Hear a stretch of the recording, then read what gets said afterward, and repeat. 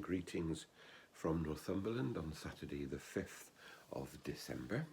It's just before sunrise, it's 8 a.m, so we show how the days are darkening in these last days of December before the clocks, the light changes and things begin to get lighter. Yesterday we had two saints, I reminded you, St. John of Damascus, who I spoke about in his defense of using creation to create icons. And the other saint is an exclusively Anglican saint, really, insofar as we have saints, and his name was Nicholas Ferrer. He was born in 1592 and died in 1637, a young man. And you'll recognise, if you know a little bit of history, that his life was in that period just leading up to the English Civil War. So he lived in Charles I's time, and just before the revolution and the arrest and the execution of the king. So that sets the period. He was a businessman, wealthy. He became an MP for a short time, but then he left all of that. There are all sorts of theories that, his business dealings and his dealings as an MP were all about making money, and that there was a resulting disillusionment at some point about 1625.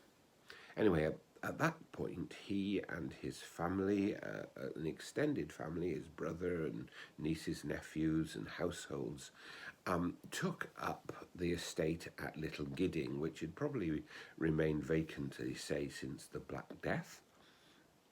They restored the property, they restored the church, and there they set out to live as a Christian community based around the prayers, the Book and Common Prayer, morning prayer, evening prayer.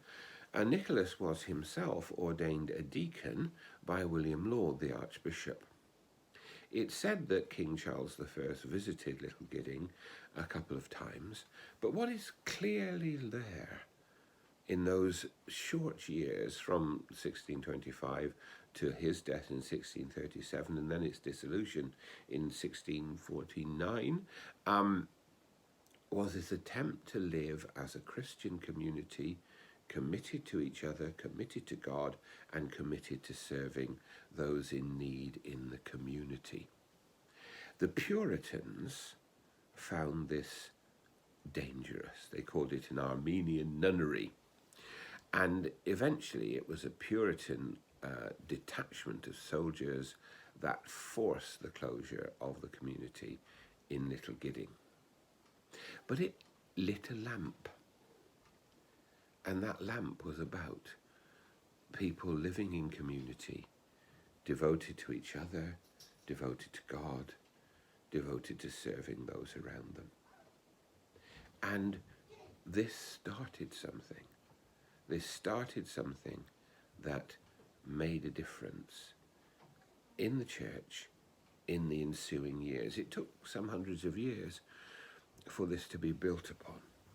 But the renewal of a religious community life has to look back to that experiment at Little Gidding. There's another reason that we remember it, and that's because T.S. Eliot, in his 4 quartets, in the 4th of his 4 quartets, entitles it Little Gidding. Let me see if I can find the little bit that we always quote, but is really important.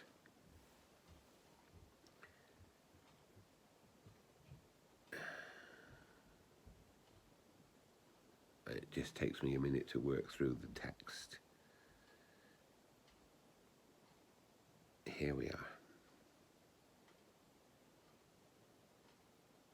You are not here to verify, instruct yourself, or inform curiosity, or carry to report. You are here to kneel where prayer has been valid. And prayer is more than an order of words, the conscious occupation of the praying mind, or the sound of a voice praying. Of the prayer, and what? the dead had no speech for. When living, they can tell you, being dead. The communication of the dead is tongued with fire beyond the language of the living. Here, at the intersection of the timeless moment, is England and nowhere, never and always.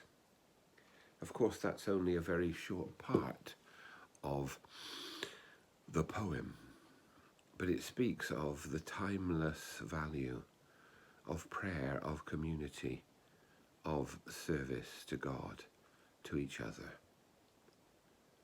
There won't, I think, be time for a reading from Isaiah today, but we have reflected on the significance of Nicholas and of the way in which T.S. Eliot captures that devotion to prayer, to God, and to each other.